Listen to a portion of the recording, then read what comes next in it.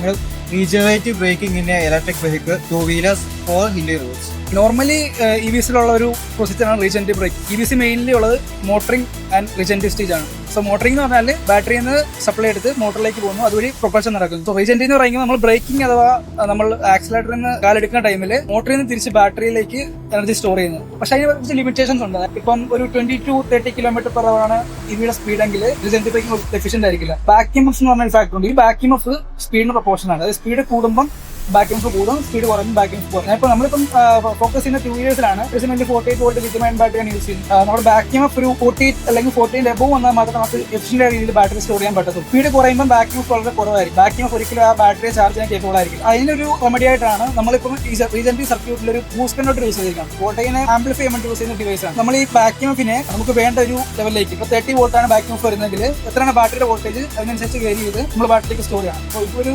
Research നടന്നുകൊണ്ടിരിക്കുന്ന ഒരു ഫീൽഡാണിത്. Commercial അങ്ങനെ അവൈലബിൾ അല്ല. അതുവഴി നമുക്കിപ്പം കൺവെൻഷണൽ കേസിന് ഒരു 16 to 25% നമുക്ക് ചാർജിങ് എഫിഷ്യൻസി കൂട്ടാൻ സാധിക്കുന്നുണ്ട്. അതാണ് തിയറിറ്റിക്കൽ വാല്യൂ ആണ്. ഇതുവരെ പ്രാക്ടിക്കലി ഇംപ്ലിമെന്റ് ചെയ്തിട്ടില്ല. നമ്മളപ്പോൾ അതിന്റെ റിസർച്ചിന്